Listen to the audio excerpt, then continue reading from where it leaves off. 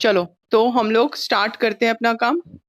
B section का कौन होगा सबसे पहले देखने दो हमको। रीडिंग, आज रीडिंग कर रहे हैं हम लोग चैप्टर 18 का। बी से आयुष रतन है। आयुष रतन को बहुत बार चांस दे चुके हैं, आज हम नीचे से देखते हैं, ठीक है। नीचे से, लेकिन नीचे में सबका कैमरा ऑफ है इसलिए किसी को चांस नहीं मिलेगा। सिर्फ दो बच्चों का कैमरा ऑन है, तीन बच्चों का कैमरा ऑन है, ठीक है। जिसका कैमरा ऑन है उसी को चांस मिलेगा। आयुष रतन अनम्यूट, और तुम अनम्यूट हो। चलो ठीक है। ओके आयुष। हम्म।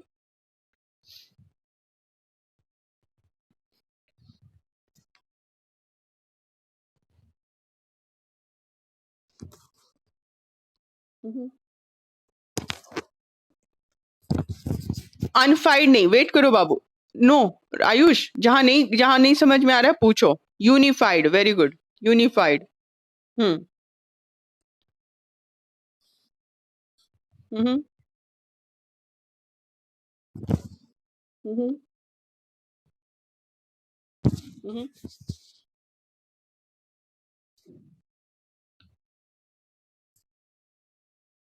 हम्म। ओके।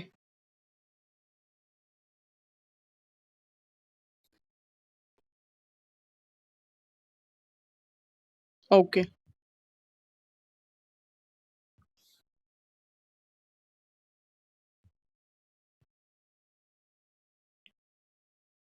ओके। हम्म।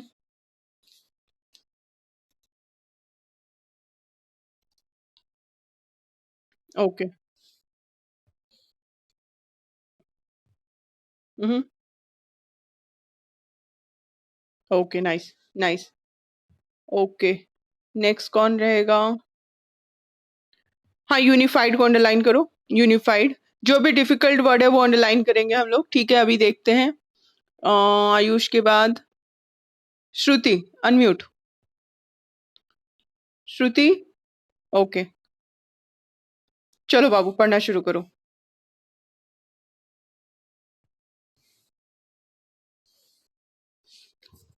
हम्म।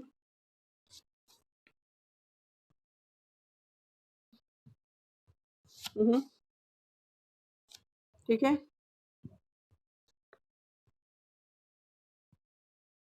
श्रुति, तुम्हारी तुम्हारी आवाज बहुत कम आ रही है बाबू। अपना ईयरफोन पास करो। अपना स्पीकर माउथ के पास करो, speaker.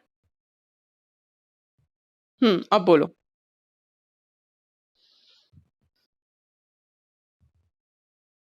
Hmm.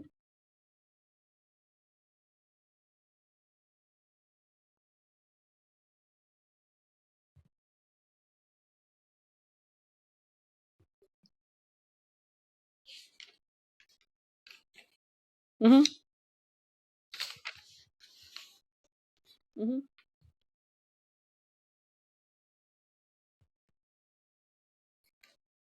Hmm.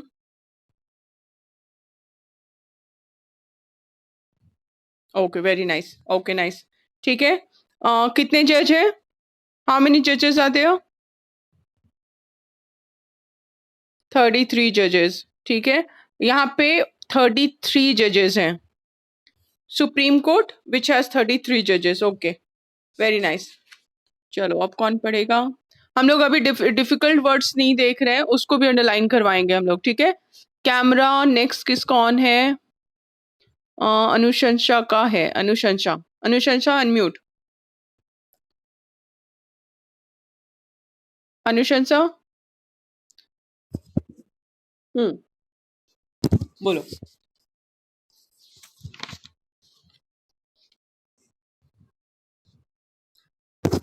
Jurisdiction. Jurisdiction.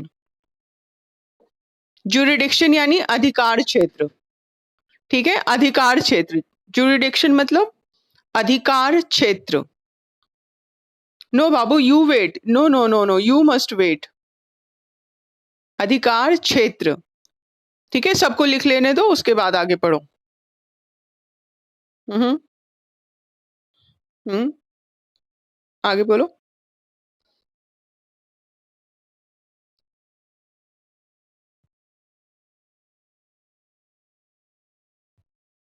Okay, what overlapping? Underline. Overlapping. Without any conflict. Conflict को underline करो and overlapping को underline करो. Okay.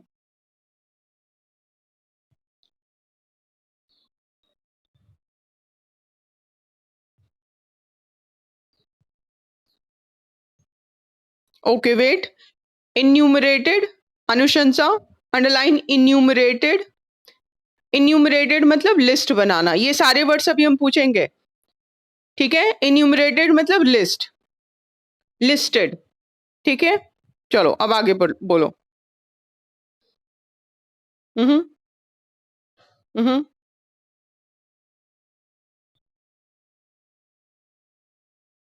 Underline this. National importance. Are of national importance. Underline. ठीक है.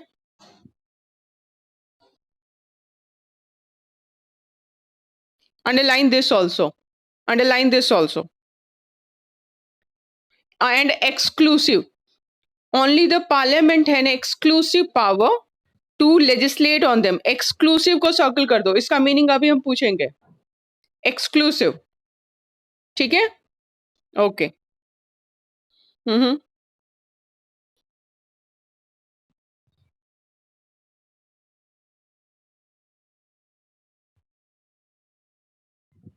ओके. ओ बस बाबू बस. बस अनुशंसा. ओके. पहले तुम लोग को रीडिंग का टाइम दे रहे हैं, उसके बाद हम इसको एक्सप्लेन करेंगे. ओके. अनुशंसा के बाद किसका कैमरा ऑन है? आदर्श कुमार. अनम्यूट.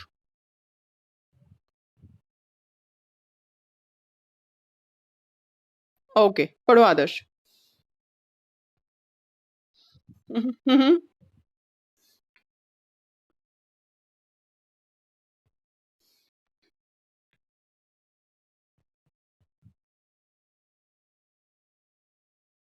ओके. ये एग्जाम्पल्स अंडरलाइन कर दो. ये एग्जाम्पल्स अंडरलाइन कर दो सारे बच्चे. हम्म.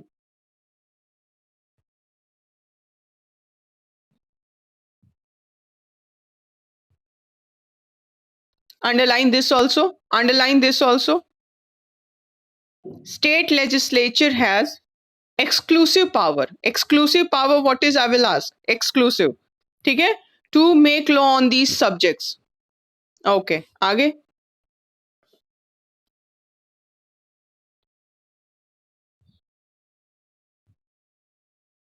Okay. ठीक है. Parliament can also make law. Underline this also.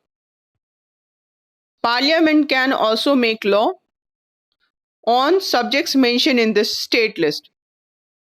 Okay. ठीक है. चलो नेक्स्ट. किसको बाबू? सर. हाँ बिल्कुल बिल्कुल. सर्कमस्टांसेस. बिल्कुल. ओके. ठीक है. आदर्श के बाद कैमरा किसका ऑन है? ऋषभ राज. Yes Rishabh. Unmute.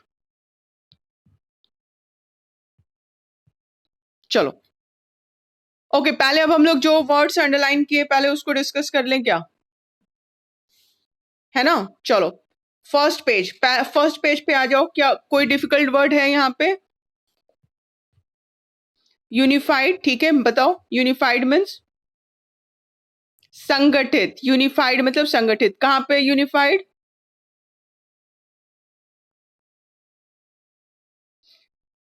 Okay. Unified संगठित. ठीक है. संगठित. Okay. Next. Okay. Next page में है. इस पेज में और कोई डिफिकल्ट वर्ड नहीं है. ओके. ठीक है. लेजिस्लेचर. लेजिस्लेचर तो वर्ड डिफिकल्ट है, इसको अंडरलाइन करो. सेकेंड लास्ट लाइन में है. Union legislature. What is legislature?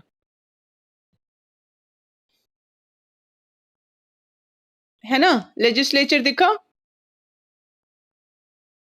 Okay. Ayush बताओ.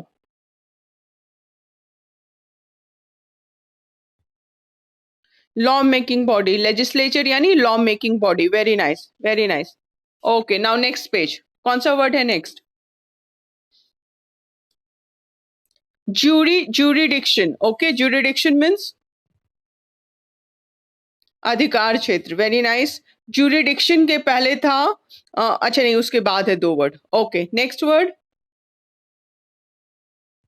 conflict. What is the meaning of conflict? विवाद. Very nice, very nice. विवाद, ठीक है. और next word overlapping. Very nice. Meaning देखो, एक क्या क्या एक. ओके, हाँ हाँ. जैसे अगर एक बच्चा आंसर दे रहा है और दूसरा उसी समय दूसरा भी बोलना शुरू कर दिया, तो मैम बोलती है ना ओवरलैपिंग हो रहा है साउंड का, यानी एक के ऊपर दूसरे की आवाज आनी शुरू हो जा रही है. That is overlapping. ठीक है ना. लैप का मतलब गोद होता है ना, गोद. लैपटॉप उसी को बोलते हैं ना जो हम अपने पैर पे रख के काम कर लेते हैं, लैपटॉप. तो वो यही है ओवरलैपिंग. जैसे अगर हम लोग एकदम अगल बगल में बैठेंगे सट के, तो क्या होगा, एक का घुटना दूसरे के घुटने पे ऊपर चढ़ेगा ना, ओवरलैप होगा ना, उसी को ओवरलैपिंग बोलते हैं, यानी एक दूसरे के ऊपर. समझ में आ रहा है? अगर मीनिंग समझ में आएगा ना तो वो अच्छे से पूरा टॉपिक समझ में आएगा और याद करना एकदम इजी हो जाएगा. ठीक है, overlapping. Okay, what is next word? Enumerated. Enumerated means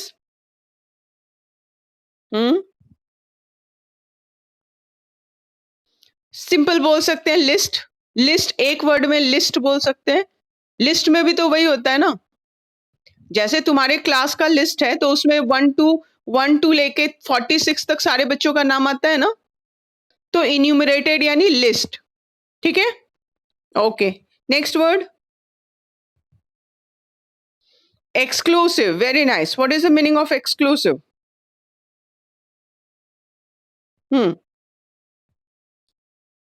okay, अनुशंसा आंसर करना चाहती है. ओके अनुशंसा, लेट मी अनम्यूट यू. क्या? विशिष्ट. Very nice. विशिष्ट. हाँ हाँ हाँ. अन्य, ठीक से बोल रही हो बाबू, प्रॉपर प्रोनाउंसिएशन है या अनन्य है? अनन्य है, क्या है? अनन्य है ना, यानी विशिष्ट. अनन्य जिसके दूसरा उस कोई ना हो, अनन्य. ठीक है, तो इसको विशिष्ट बोल सकते हैं वन वर्ड में, सिंपल में क्या बोलेंगे? विशिष्ट यानी स्पेशल, है ना. ओके, और कोई वर्ड है? सर्कमस्टांसेस. ओके, इसको हम लोग कहां पे अंडरलाइन किए थे? एक मिनट, हम लोग कहां पे अंडरलाइन किए थे इसको? Equation. Third para, page number. Okay, ठीक है. क्या वर्ड था हमारा? Circumstances. Okay, meaning situation. Very nice, very nice. ठीक है, ठीक है, गुड. और कोई वर्ड? और कोई वर्ड बचा? Okay, nice nice. ठीक है, चलो पढ़ने का चांस किसका था? ऋषभ राज का. चलो ऋषभ पढ़ो.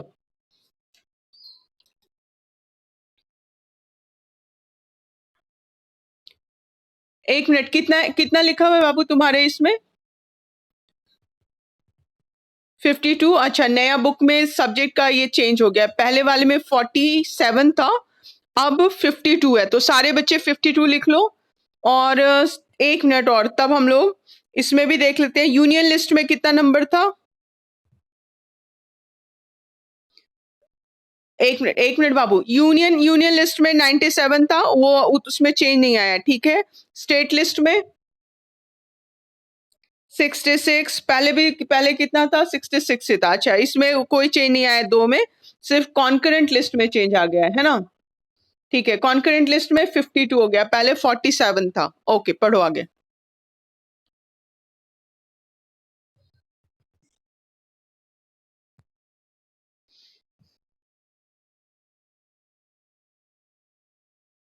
Okay, underline this word. Underline this word, adulteration. इसको सिंपल वर्ड में मिलावट बोल सकते हैं, मिलावट. ठीक है. ओके.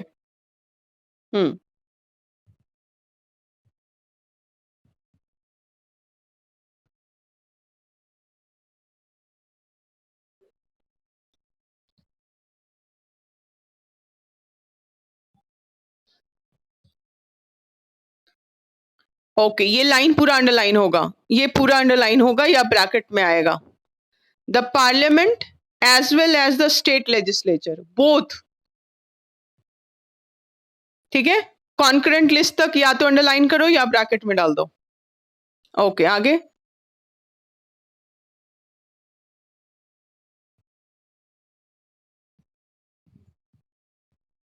ओके, ये बहुत इंपॉर्टेंट लाइन, बस बाबू, बस बाबू, ऋषभ बस, ये लाइन बहुत इंपॉर्टेंट है। In case of conflict, in case of conflict central law prevails, prevails को अंडरलाइन करो, prevails. Okay okay, what is the meaning of prevail?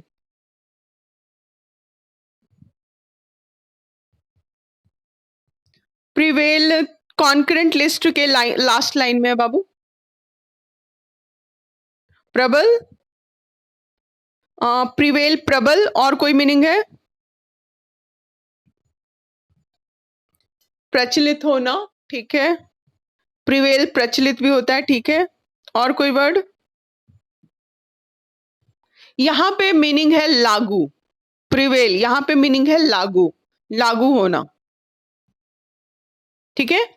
Word का मीनिंग सेंटेंस में उसके यूज के हिसाब से चेंज करता है, तो यहां पे प्रिवेल्स का मतलब लागू होना, ठीक है।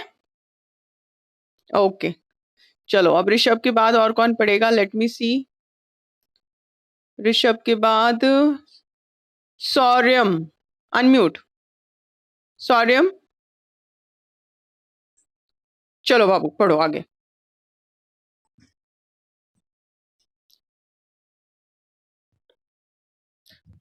सौर्यम, let me see your face, let me see your face. पढ़ते वक्त फेस की तरफ कैमरा रखो ताकि कौन बच्चा पढ़ रहा है पता चले। ओके, अब पढ़, अब बोलो।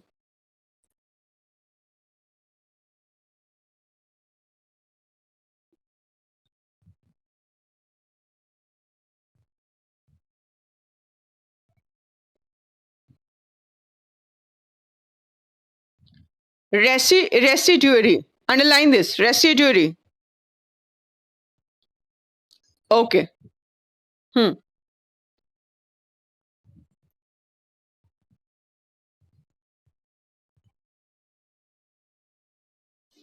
Okay, nice.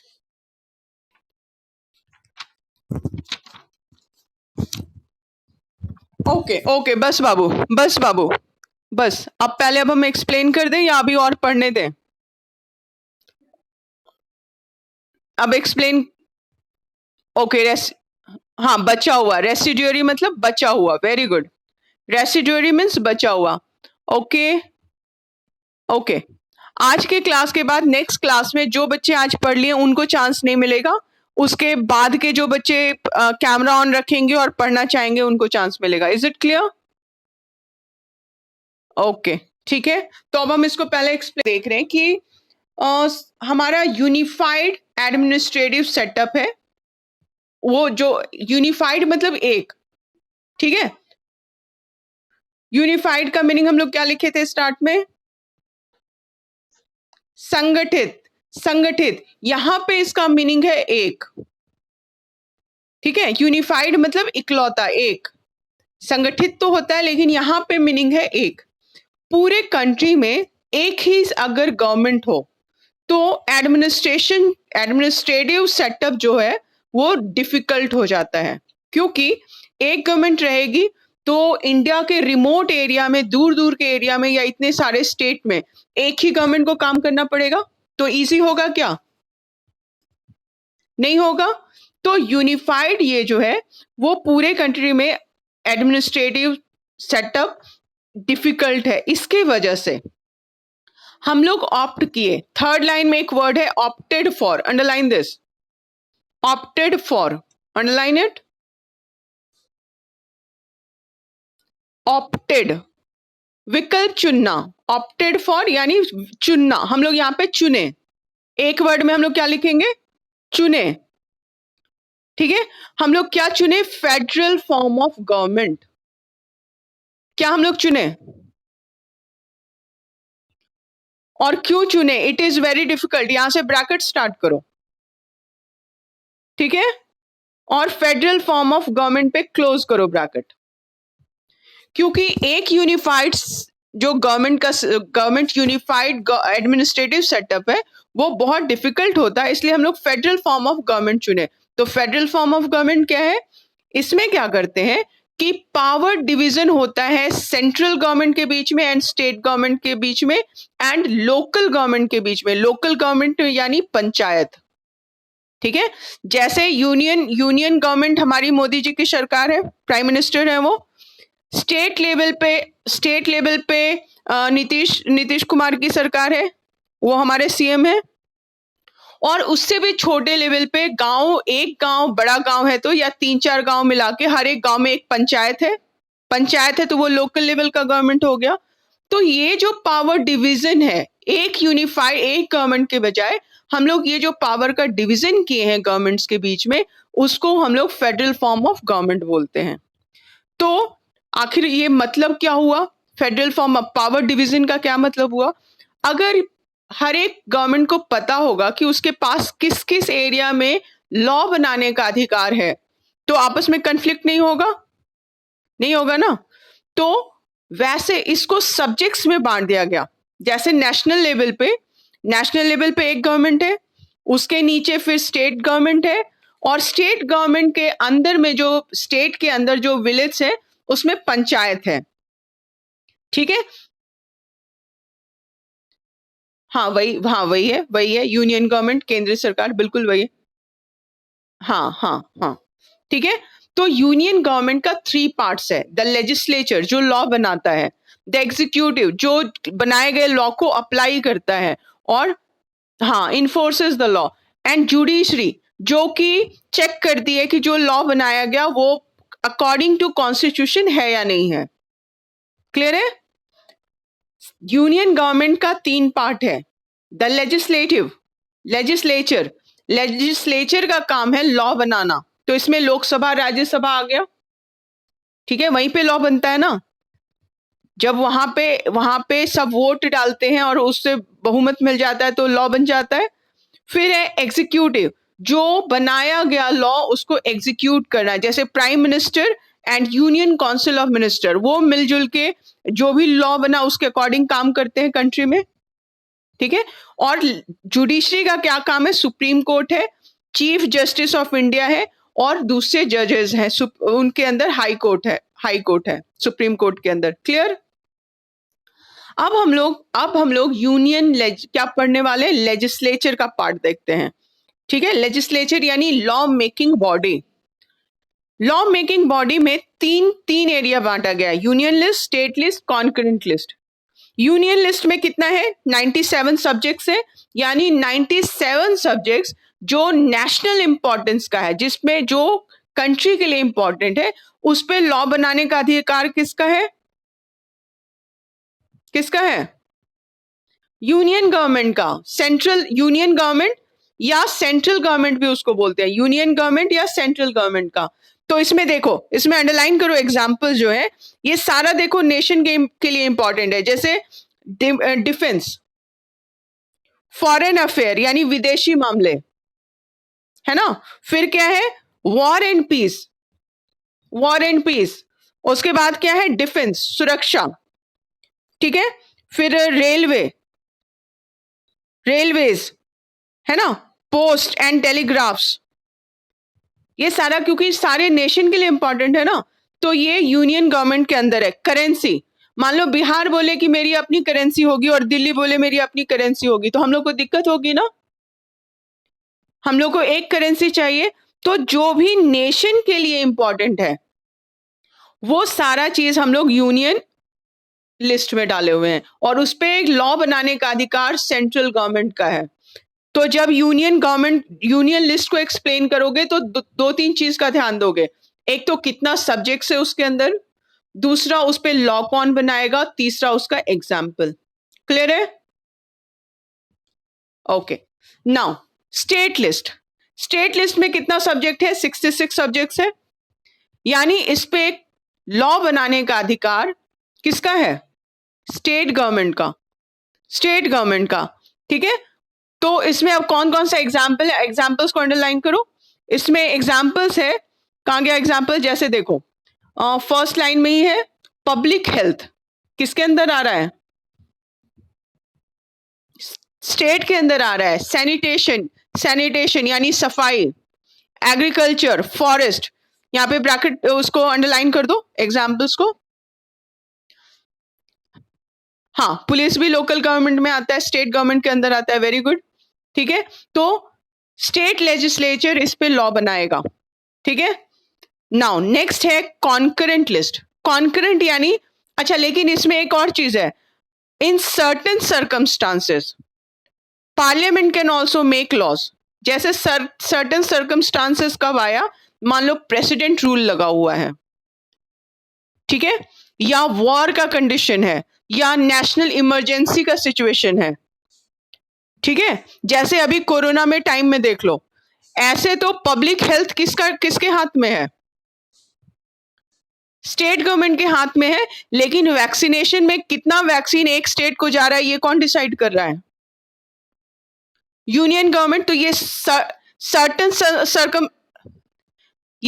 सर्कमस्टांस नहीं बाबू, बीच में अनुशंसा, वेट करो, ऐसे नहीं, जब हम बोल रहे हैं बीच में नहीं, वेट करो, जब हम कंप्लीट कर ले उसके बाद। सर्टन सर्कमस्टांस हो गया ना ये, है ना, विशेष परिस्थिति हो गई ना, जिसमें पब्लिक हेल्थ स्टेट गवर्नमेंट के हाथ में है, लेकिन अभी उस पर सेंट्रल गवर्नमेंट रूल बना रही है कि कितना वैक्सीनेशन किस स्टेट में जाएगा। क्लियर है, तो सर्टेन कंडीशन में स्टेट लिस्ट पे भी पार्लियामेंट लॉ बना सकती है। क्लियर है, कॉन्करेंट लिस्ट, इसमें दोनों बनाते हैं, both state government and central government दोनों बनाते हैं इसमें लॉ।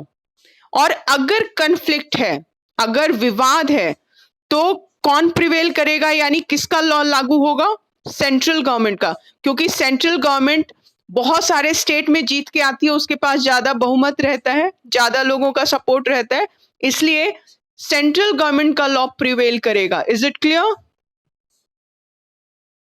एकदम समझ में आ रहा है अंतर, बनाएंगे दोनों, कॉन्करेंट लिस्ट में दोनों अपना अपना बना सकते हैं, लेकिन अगर कन्फ्लिक्ट हुआ, विवाद हुआ, तो सेंटर का बनाया हुआ लॉ प्रिवेल करेगा, यानी लागू होगा। अब इसका एग्जाम्पल्स हम लोग देख लेते हैं, एग्जाम्पल्स को ब्रैकेट में डाल दो या अंडरलाइन कर दो। जैसे marriage, divorce, transfer of property other than agriculture land, यानी खेती की जमीन को छोड़ के जो लैंड है वो, ठीक है।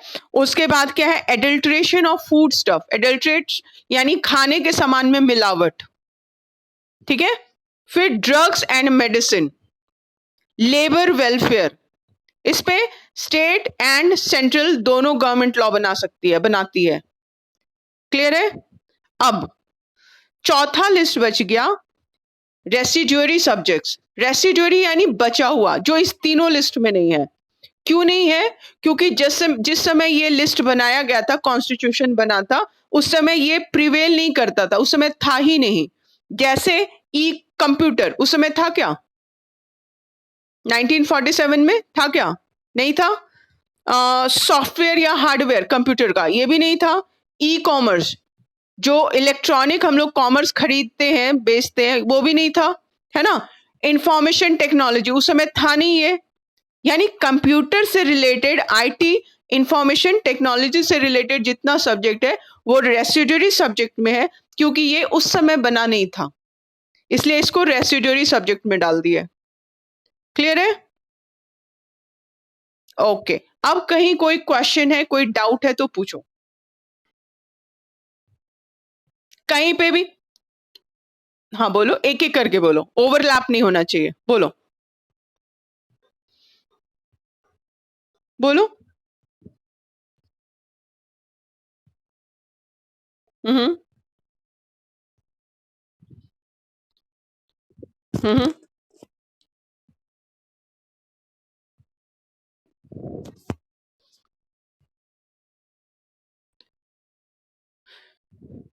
अच्छा ये बताओ, अगर सेंट्रल गवर्नमेंट उसमें करेगी तो लोकल लेवल में, किस विलेज में, किस एरिया में कहाँ प्रॉब्लम है, वो सेंट्रल गवर्नमेंट देख पाएगी क्या, उसके लिए तो लोकल गवर्नमेंट को केयरफुल होना पड़ेगा। सेंट्रल गवर्नमेंट गाइडलाइंस देगी, जैसे मीटिंग करके मोदी बाकी चीफ मिनिस्टर्स को, जो जो स्टेट समुद्र के किनारे था बंगाल के इसमें, है ना, उसको इंस्ट्रक्शन दिए कि आप लोग जल्दी जल्दी तैयारी कीजिए, इवैक्यूएशन कीजिए, खाली करवाइए एरिया जो समुद्र के बिल्कुल पास है। तो वो तुरंत मीटिंग करके इंस्ट्रक्शन दिए। अब उसको अप्लाई कौन कर रहा है? वहां की गवर्नमेंट, लोकल गवर्नमेंट जो है, स्टेट गवर्नमेंट, है ना। तो ये डिपेंड करता है, ये डिपेंड करता है, इसलिए पावर डिवीजन है। समझ में आया? और कोई क्वेश्चन?